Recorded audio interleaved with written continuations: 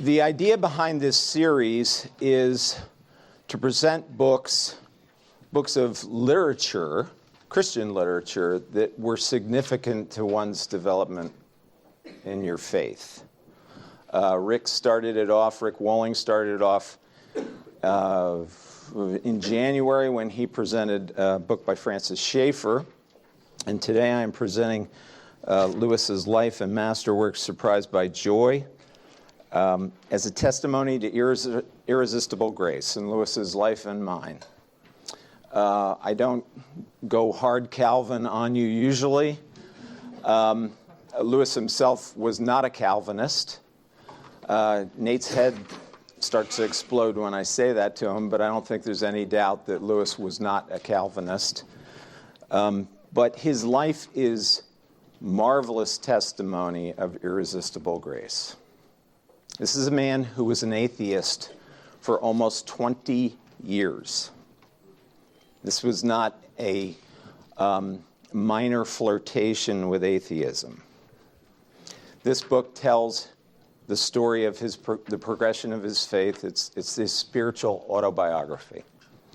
From what I would argue was certainly one of the great minds of the 20th century, if not the greatest mind. I know Bob Thompson would take issue with that. He'd say Francis Schaeffer, perhaps. I don't know. What would you say to that? I'm not sure. Who's better, Lewis or Schaeffer? I'll tell you when I teach my class. Okay.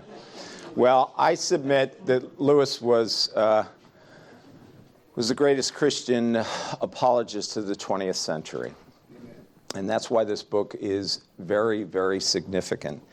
If you think about why it's significant, it's the predicate for all of the literature that we enjoy of C.S. Lewis's. None of the literature that you enjoy would have existed had his conversion not occurred. That in itself is a fairly extraordinary thought. Now, if I were to go around the room and ask you, what's your favorite book of C.S. Lewis's, most of you would say Narnia. If you wouldn't cite a Narnia, one of the 7 books in the Chronicles, if you didn't cite Narnia, what book would you cite? Would anybody have a favorite C.S. Lewis book that is not Narnia? Raise your hand. Yeah. Screwtape Letters. Space Trilogy. Mere Christianity. Great Divorce. My favorite. Louise and I are married for a reason. 4 Loves, which Rebecca did such a great job teaching last week. Also Miracles. Miracles. Okay. All of this literature would not exist had Lewis not converted in 1931, in September of 1931, to Christianity. He was a steadfast atheist. The way I would shape it for you is that imagine today if one of the leading Oxford professors who's an atheist today, let's say Richard Dawkins, suddenly converted to Christianity. That's what occurred. That's why Lewis's story is significant. It's why it's fascinating. I became fascinated by it just out of the sheer enormity of the story. And Louise and I, back in 2011, I was writing a manuscript of my own. It's unpublished, but I did finish about 100 pages of it. It's called My Search for C.S. Lewis. That's why I took the title for this first section, My Search for C.S. Lewis. And my search was born, in my case, number one, you see, we read to know that we are not alone. In my case, we also read to heal. I was trying to heal in my own life. I went through a wilderness experience. In 1997, my father killed himself. And that brought about some fairly significant things within my life. In the process of healing from that event, I became reconnected to an old friend and that old friend was C.S. Lewis. I had first read Mere Christianity when I was a young man, right out of Northwestern and graduate school. You know, I was very, very touched by by his prose. How can you not be touched by C.S. Lewis's prose? But in the process of healing from the event that I mentioned to you, I read Surprised by Joy. I was shocked. I did not know. I had, through Mere Christianity, I had an inkling that he went from atheism to Christianity, but I did not know the severity of his atheism.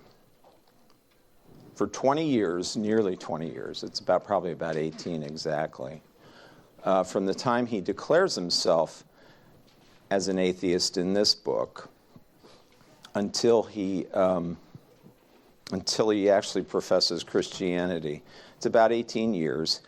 And again, that event, which was a significant event, it was a watershed event in the history of Christianity in the 20th century.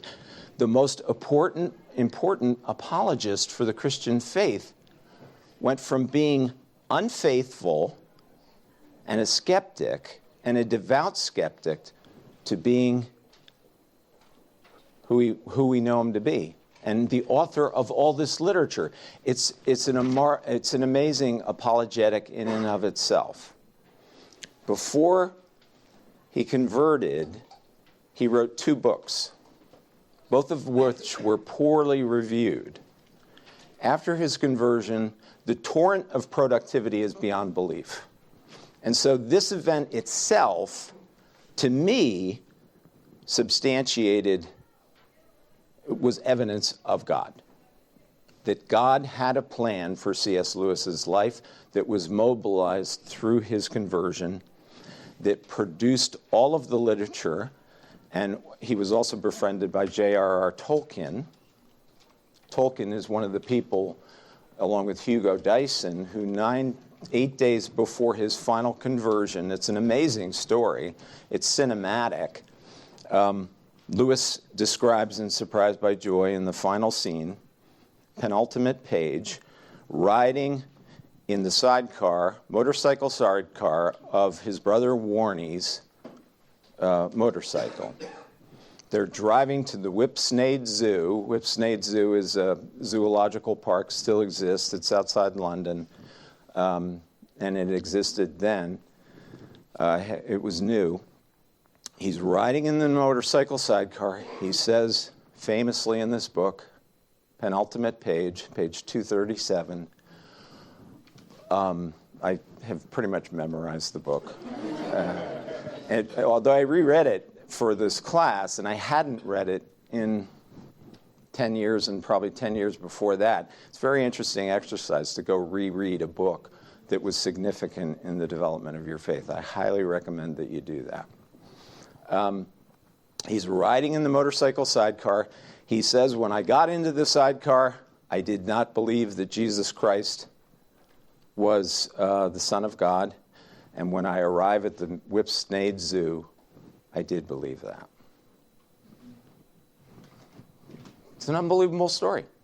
It's a movie depiction as it plays out. So that's my my prologue. And again, apologies for this, but when you're summarizing a lot of information, you have to do that. So if you have any questions, just see me later. I also wrote a story. I told you I'd written about Lewis. I wrote a story for the Post-Gazette, Pittsburgh Post-Gazette, where I used to work, that ran in 2011. Did 20 copies of that. Amy, you don't have to worry about the paper consumption.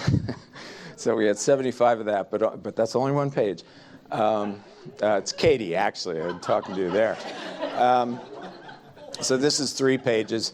If you want it, you can get it on demand, and I can print more copies if you want it later.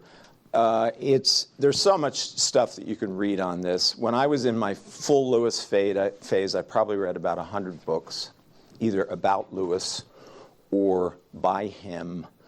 I was full Lewis 24/7. Louise knows this. We have an entire bookshelf that is just Lewis books and books about Lewis. We went to Oxford, my search for C.S. Lewis. We attended the triennial C.S. Lewis convention there. There are Lewisians worldwide who gather together in Oxford and Cambridge. It's called the Oxbridge Conference every third year. So that was 2011. So I think there's probably one coming up in 2020.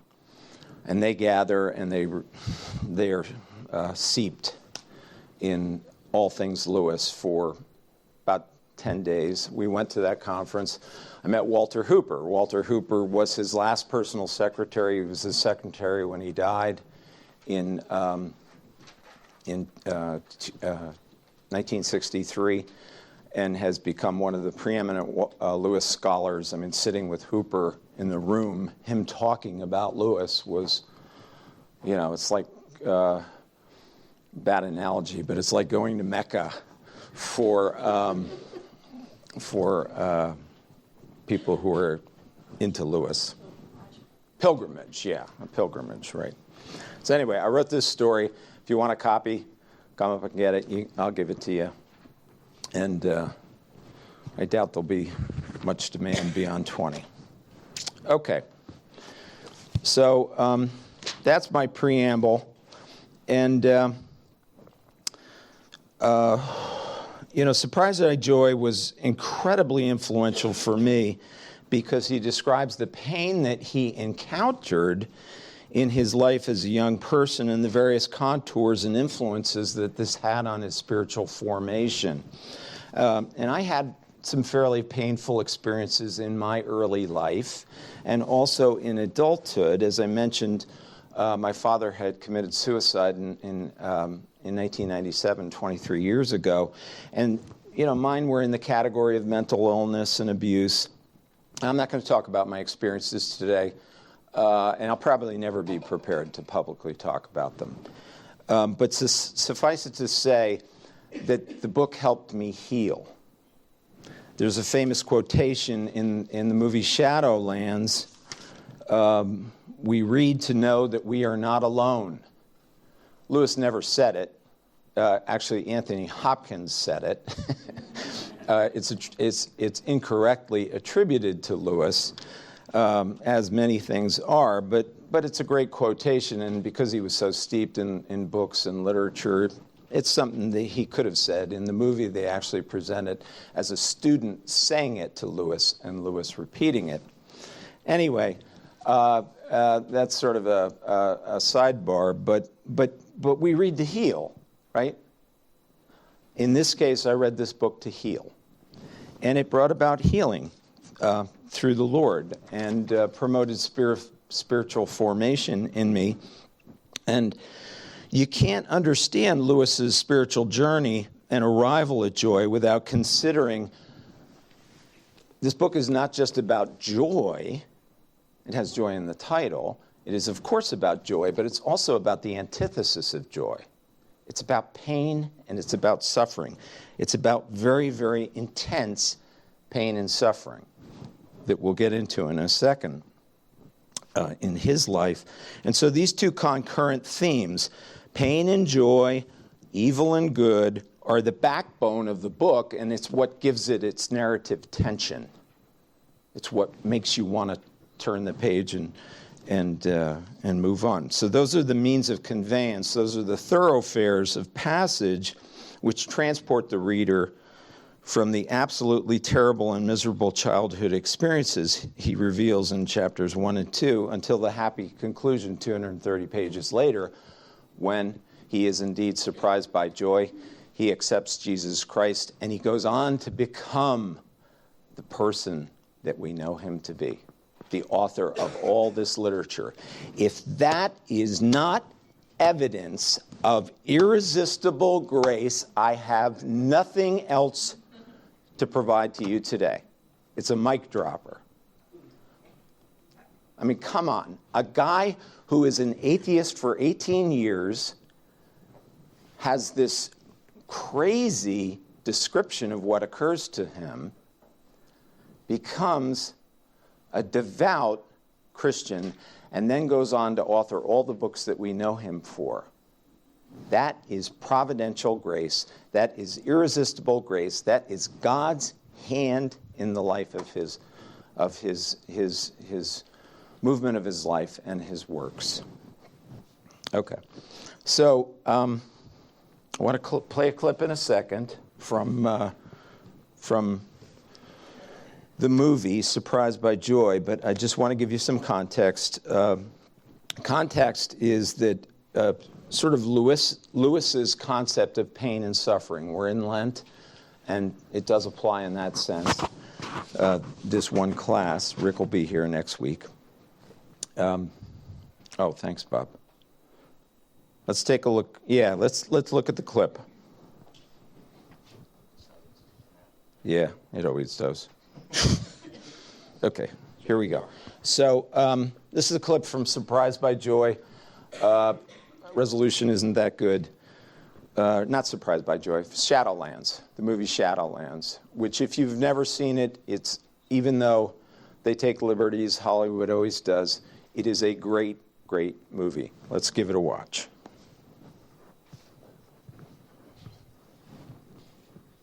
Yesterday, I received a letter that referred to an event that took place almost a year ago now, December the 4th, 1951. My correspondent hadn't forgotten. I doubt if any of us have. That was the night a number 1 bus drove into a column of young Royal Marine cadets in Chatham and killed 24 of them. You remember? Now, the letter asks some simple but fundamental questions. Where was God on that December night? Why didn't he stop it? Isn't God supposed to be good? Isn't he supposed to love us? And does God want us to suffer? What if the answer to that question is yes? So I'm not sure that God particularly wants us to be happy. I think he wants us to be able to love and be loved. He wants us to grow up. I suggest to you that it is because God loves us that he makes us the gift of suffering. The gift of suffering. Pain is God's megaphone to rouse a deaf world. You see, we are like blocks of stone out of which the sculptor carves the forms of men. The blows of his chisel, which hurt us so much, are what make us perfect. Okay, it's quick. If that doesn't blow your mind, I'm not sure what will. It did mine. Here's the full quotation. It's from The Problem of Pain, which is another book I would recommend that you read. God whispers it to us in our pleasures, speaks to us in our conscience, but shouts in our pains. It is his megaphone to rouse a deaf world. I think the most profound words I've ever read on pain and suffering. And if you've struggled with pain in your life, as I have, I suggest you memorize these words. They'll provide a very important perspective during times of anguish. They have for me. So the thing I'm trying to get you to wrap around, if you have one takeaway from this morning, a single takeaway, I can't remember which point it is, but the paradigm shift that I'm trying to ask you to wrap your head around this morning is to view pain and suffering as a portal, as the gateway to a spiritual journey. As I said, 20 years ago when I went through my own wilderness experience, out of which I was born again, that was the net result. I was a believer before, but I was truly born again out of the experience that I described with my father's suicide and complications that ensued within my life. And so I got pursuing this book and my search for C.S. Lewis. And the title of chapter 1 of that manuscript is Pain as the Gateway to a Spiritual Journey. And the epithet, the quotation, is this quotation. God whispers to us in our pleasures. He speaks to us in our conscience, but he shouts in our pains. It is his megaphone to rouse a deaf world. This is how I began chapter 1. It's brief. Stay with me for a second. In polite society, people are often reluctant to acknowledge or openly discuss the pain they have encountered. The irony of this, of course, is that while everyone endures pain at some point in their lives, the fact remains that the way we generally deal with it is peculiar, to say the least. We deny it, we bury it, we suppress it. While we may in private seek therapeutic counsel, our public posture is to maintain pretenses, to carry on, stiff upper lip and all that sort of thing. To pretend, sometimes against all evidence to the contrary, that everything is perfectly fine. This reluctance to openly admit that you may be suffering or even to recall and share painful experiences from the past with others is a condition I have found to be commonplace within the Christian society I have inhabited for most of my adult life. This is regrettable because it robs us of our chance to put pain into its proper perspective and use it as the tool of instruction and testimony of how God communicates with us and changes us. That's what's great about this book.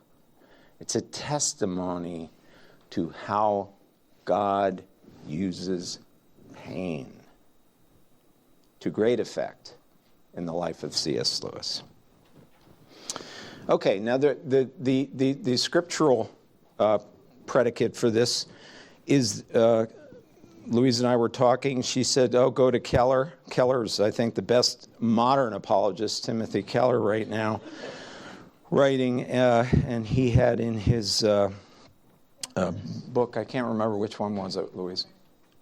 Encounters with Jesus. We're told in 3 of the 4 gospel accounts that Christ himself, immediately after his baptism, and the most detailed one is in Matthew, was led into the wilderness where he experienced test after test in the harshest of circumstances. After great blessing and success came trial and temptation. Now, if this happened to Jesus, Christ's own son, who was perfect, why not us? Could it be that Lewis is right, that pain is how the sculptor molds us and shapes us? Now that, I know, is not a particularly welcome thought, because it's not hard going through anguishing times and painful circumstances. I get that. I've been there, I've done that. Okay? But that's the counterintuitive idea that I want to submit to you, and that is it throughout Lewis's writings. It's not just this book.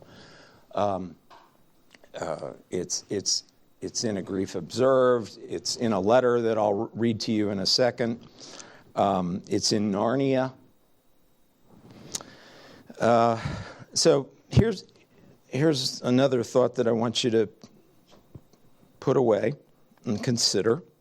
Some Christian folks that I've known over the years, and I was one of them once. I'm not being not pointing fingers here, because before I went through my born again experience, this is the world I inhabited. I viewed pain as an inexplicable curse. How could a holy God permit this to happen to me? That's what Lewis was in this book. Or the other extreme, which is some Christians view it as a badge of honor, which makes them holier because of how much they suffer. I think both are not scripturally sound. They are not supportable. both of those responses. God doesn't promise that your life will always go well. How could it? We live in the Shadowlands. We live in enemy-occupied territory, as he says in his various writings. So it's impossible that you would not suffer, that you wouldn't encounter pain. But God doesn't also want us to feel more pious or exalted through self-flagellation. Okay? Now, we're told repeatedly in Scripture that God's ways are not man's ways. No one is exempt from trials and tribulations. In fact, this is often what happens to people God loves very much, for it's part of his mysterious and good plan to shape us and mold us into the people that he wants us to be. That's my life experience. I can only testify to what I have encountered, and I can only read what Lewis encountered. And mine intersected with him, which is why I started to write the book. It was my memoir, his biography, side by side, told in tandem. I didn't get an advance for it. I'm used to being paid to write. It's just what I've done, you know. And so I didn't continue it. It's sitting around. Might get back to it someday. This lecture probably will help revive it. So this is what inspired Nate and I to start the podcast. Okay, we're both fascinated by Christian formation, Galatians 4:19, and you know the stories that are unpacked and unveiled as people are formed in Christ are fascinating. And if you look at the most popular podcasts, because we track the statistics, there have been 22 that have been released so far. The 5 most popular podcasts all have a common theme of people revealing suffering and how that got them to new revelation and new personal out of a wilderness and into an unexplored land through it. Karen Kale related the trials in her early marriage to Bob. Brandon Kale, her nephew, described his inoperable brain tumor. Chira Kratzley explained what it's like having 2 children with a life-threatening metabolic disorder. Mike Pearson told the story of his imprisonment of his son. Our own Alyssa Winkler courageously related her pregnancy with Isaiah and his passing. Robbie Rubio, episode that just released, his abandonment, it's like The Blind Side. It's like the movie. I highly recommend you listen to it, not just because we produced it, but it's a heck of a story. He was abandoned by his biological parents and his adoption into a Christian family. It's all about pain and suffering. People relate to the subject of pain. It's the one thing that we have in common, right? We're all going to die and we're all going to suffer. We all have that in common here. If there's a person who has not suffered and has not encountered pain, please see me afterwards because I'd like to hear what that's like. It would be an exciting moment. Okay, so that's part 1. I'll have to skip through the book, but that's our search for C.S. Lewis. Here is a photograph. See if no, it's not. Timed out again. Yeah, there. Thank you. It's so nice to have Bob. That's a photograph, as soon as we get it up there, of there. This is C.S. Lewis. This is Warnie, his 3-year-old older brother. That is Albert Lewis, their father. There's no mother pictured. The mother died. Okay? Let's take a look at that in the book. I told you that the book, we say it's about joy. It's a little bit about joy. It's mostly about pain and suffering. Here, let's read on page 18. First chapter, the first years. He loses his mother at the age of 9. Here's the description.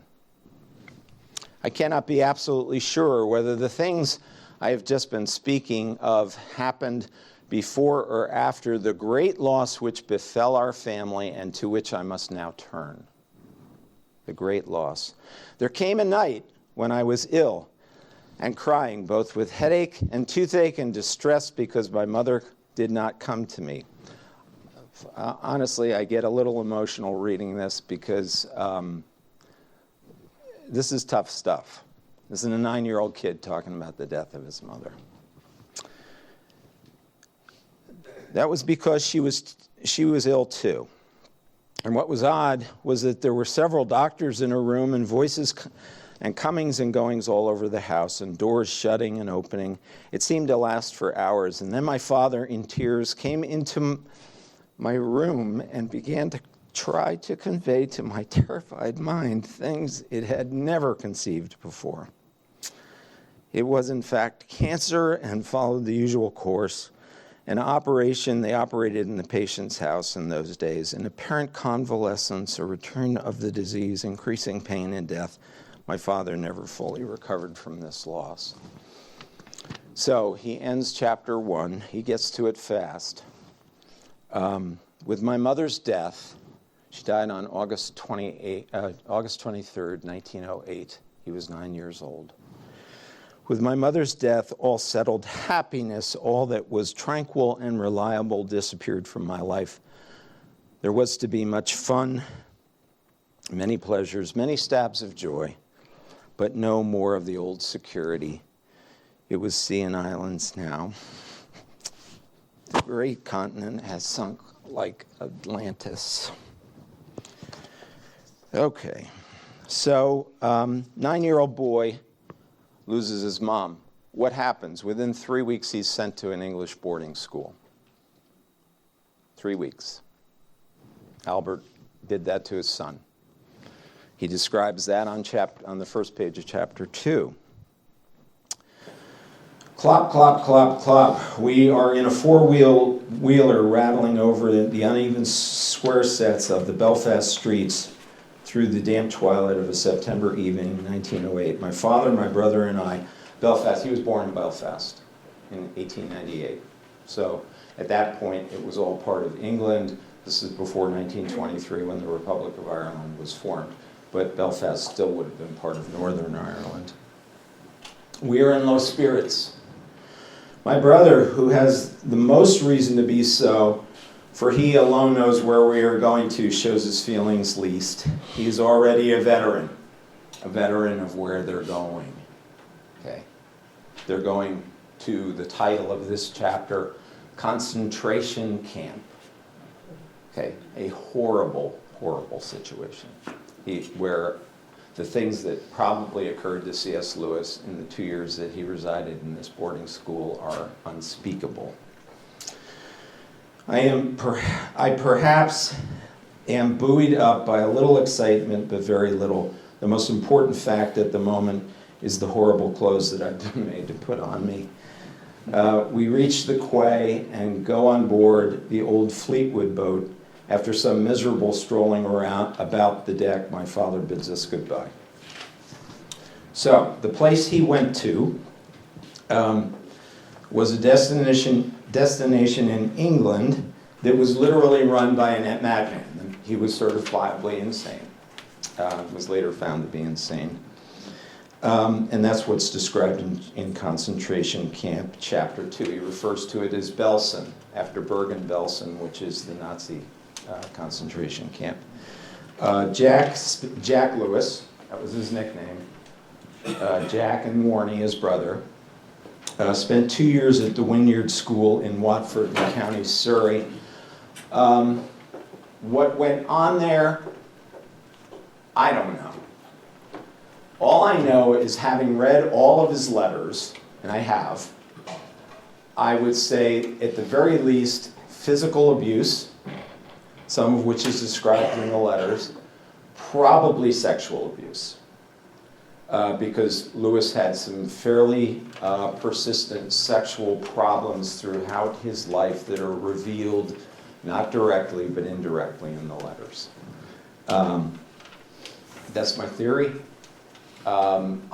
having read the material, but some very, very bad stuff. Lewis does not reveal the headmaster's identity in this book. It's as if nearly a half century afterward, he still can't bring himself to even utter his actual name. Instead, he refers to him by his nickname, Oldie, spelled O-L-D-I-E, or sometimes O-L-D-Y. We now know his real name. It was the Reverend Robert Capron. And despite his social standing as a clergyman of the Church of England, he was a predator, a huge predator. We can wrap our heads around that now. Don't have the time to go into the details of some of the letters. But out of this experience, understandably, Lewis forms this idea that I had definitely formed, he says in chapter 4, the opinion that the universe was, in the main, a rather regrettable institution. And so, little by little, with fluctuations which I cannot now trace, I became an apostate, dropping my faith with no sense of loss, but with the greatest relief.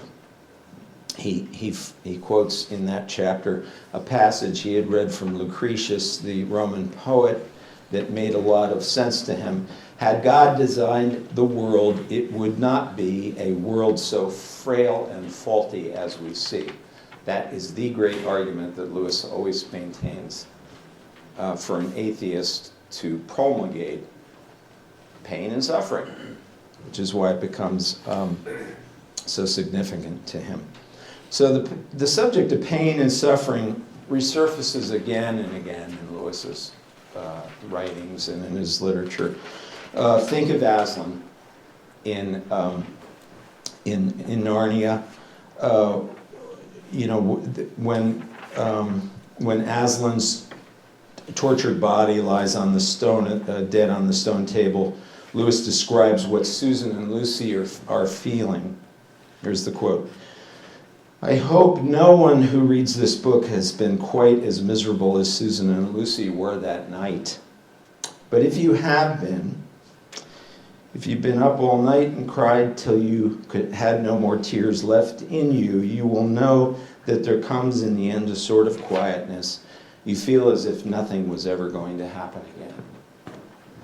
That sentence could not have been written without a person who had encountered pain in their lives. You find pain in the problem of pain. You find pain in A Grief Observed, which is a great book that he wrote in '61. It's a cathartic work, and it's about the Shadowlands, the marriage to Joy Davidman, who also later got cancer and died. Her name was appropriately Joy. And you also find pain, intriguingly enough, in one of the final letters that Lewis ever wrote. Okay. Wheaton College in Illinois has become one of the major repositories for Lewis's works. And the professor there, Clyde Kilby, in 1966, published a book that was called Letters to an American Lady. And those letters were the letters that Lewis wrote. He was a great correspondent, wrote over 20,000 letters in his lifetime. Among the 143 letters that were written between them from 1950 to Lewis's death in '63, there's one of these final letters. It's 2 pages. It was penned on July 6th of '63, so it's about 3 months before Lewis died on November 22nd, same day as JFK was assassinated. Lewis reveals in that letter to Mary Willis Shelburne. She was a woman socialite who had lived in Washington and just started writing him, and he wrote back. A lot of people did that with Lewis. Lewis reveals that after a half-century of effort, he had finally forgiven oldie Reverend Robert Capron, the man who had so scarred his early childhood and stolen it from him. I don't want to leave you saddened by the state of Lewis's psychological scars, because this in the end, is a triumphant book. God would not let him go. He hounded him. He pursued him. That's what, there's the first 2 chapters. It's kind of structured like a symphony. Okay? You have the introduction of the themes, pain and joy, in the first 2 chapters, and then you have the resolution of pain and joy in the final 2 chapters. So if you want to read nothing else, read the first 2 chapters and the last 2 chapters, and you'll get the large basis of the story. You won't have the intervening 11 chapters, which show you all the machinations of his movement. But anyway, at the end, we pick up the resolution. And joy, by the way, just so we have identified that and understand what joy is in his definition of it, joy is not happiness. Joy is this thing that comes to him as a child, this sense that there is something ethereal, that there is something out there that is coming through to his consciousness. It's this sense of a glimmer of God, what he comes to identify as God. But something that corresponds with a communication to him that he was not built for this world, but built for another world. I've had experiences like that in my life.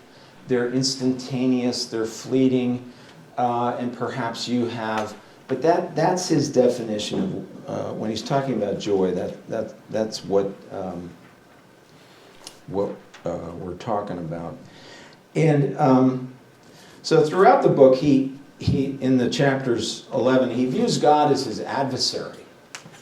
You know, and a lot of it is structured like a chess match. And so the final penultimate chapter is called Checkmate, where he goes into his adversary, closing in on him. He talks about, he had read some of George MacDonald's words. George MacDonald, who was an important writer that he had read. And it was basically MacDonald and let's see, what's the second author that was pretty significant to him? Yeah, Chesterton, right? Chesterton and MacDonald that were very significant, and also friendships. And so he had read something by Chesterton, and he's talking on page 226, Checkmate, that he, for the first time I examined myself with a seriously practical purpose, and there I found what appalled me, a zoo of lusts, a bedlam of ambitions, a nursery of fears, a harem of fondled hatreds. My name was Legion. Famous quote. And then on 228, page 228, probably the most famous quotation about any conversion experience to theism, not Christianity, apart from Paul's experience on the Damascus Road. You must picture me alone in that room in Magdalen College. He says Magdalen, spelled Magdalene, but it's pronounced Magdalen. Why, I don't know. Magdalen, night after night, feeling, whenever my mind lifted, even for a second, from my work, the steady, unrelenting approach of him whom I so earnestly desired not to meet. Why? Because he wanted to be independent. He did not want to be interfered with. That which I greatly feared had last come upon me. In the Trinity term of 1929, I gave in and admitted that God was God and knelt and prayed, perhaps that night the most dejected and reluctant convert in all England. This was not a triumphant moment that he identified, but he was utterly transformed. And then in the final chapter, and we'll end there, chapter 15, which is called The Beginning, he resolves his themes. Tells the story about riding to the Whipsnade Zoo. After 8 days earlier, he had an evening stroll with Tolkien and Hugo Dyson on Addison's Walk, which were the two academics that essentially argued him into belief in Christianity at this point. But here is the actual experience, and it's famous, so worthwhile reading.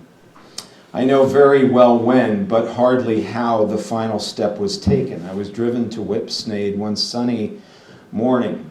That was with Warnie. Lewis didn't drive. Warnie and his brother and Lewis lived together forever. When we set out, I did not believe that Jesus Christ is the Son of God, and when we reached the zoo, I did. Yet I had not exactly spent the journey in thought, nor in great emotion. Emotional is perhaps the last word we can apply to some of the most important events. It was more like when a man, after a long sleep, still lying motionless in bed, becomes aware that he is now awake.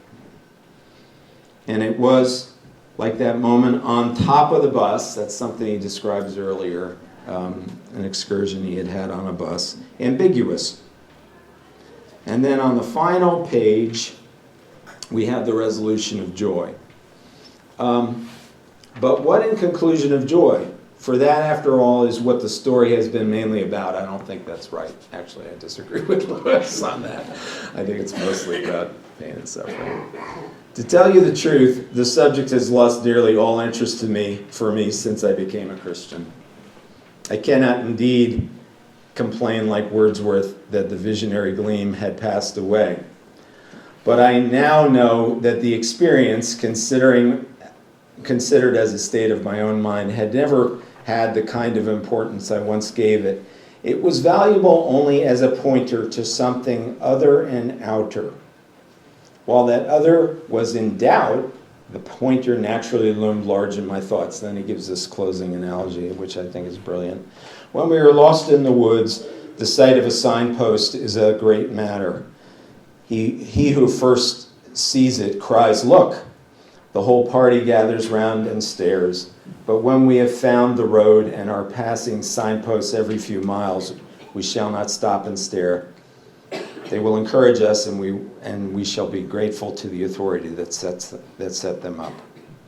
But we shall not stop and stare, nor on this road, though their pillars are of silver and their lettering of gold, we would be at Jerusalem. So in the end, joy didn't matter to him. It was indicating something ethereal and pointing to God. I apologize, we're running a little late. Any comments or questions? We could probably take one or two. I've thrown a lot at you, I know. Okay, let's close with a word of prayer.